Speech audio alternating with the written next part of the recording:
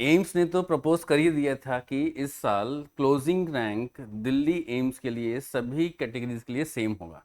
अब एक और अच्छी इन्फॉर्मेशन आ रही है, आप सबको पता है या आप सबको कैसा लगेगा कि अगर आपको ये पता चले कि अब सभी काउंसलिंग एक ही दिन हो जाएगी, स्टेट एंड सेंट्रलाइज्ड या ऑल इंडिया रैंकिंग की।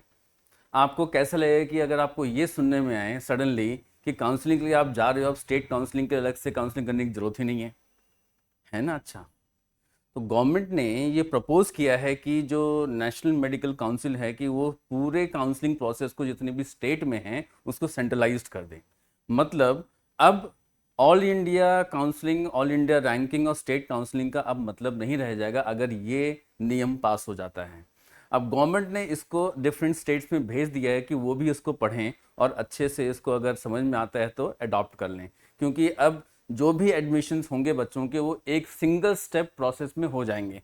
तो इसका फ़ायदा क्या है, सिंगल स्टेप काउंसलिंग प्रोसेस में सब कुछ एक ही बार में सबको सीट अलॉट हो जाएगी, है ना अच्छी बात। अब कुछ स्टेट जैसे तमिलनाडु इसको अभी अपोज कर रहे हैं, शायद चैलेंज भी कर दें, लेकिन ये सभी ऑल इंडिया के बच्चों के लिए जो मेडिकल कोर्सेज के लिए जा रहे हैं बहुत इंपॉर्टेंट है। तो सिंगल स्टेप काउंसलिंग प्रोसेस के फ़ायदे क्या होंगे?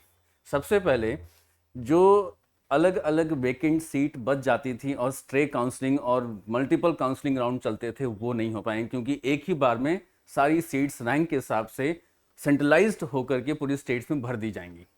इससे एक और फायदा होगा कि जो मेरिटोरियस स्टूडेंट्स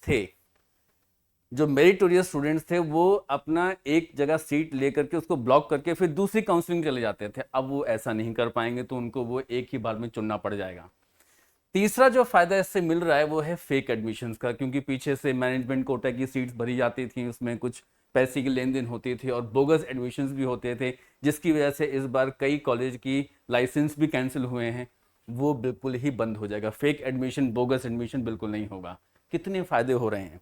और जो पेरेंट्स में कन्फ्यूजन था कि हम वहाँ पे काउंसलिंग कैसे करें, उसका फॉर्म निकल जाता था, ये नहीं पता चलता था, तो वो पूरी ट्रांसपेरेंसी हो जाएगी।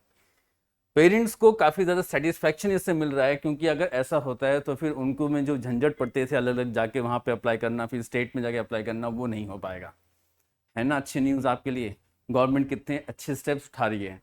आपको क्या लगता है कमेंट सेक्शन में लिख के बताइए और चैनल को अब सब्सक्राइब कर लीजिए।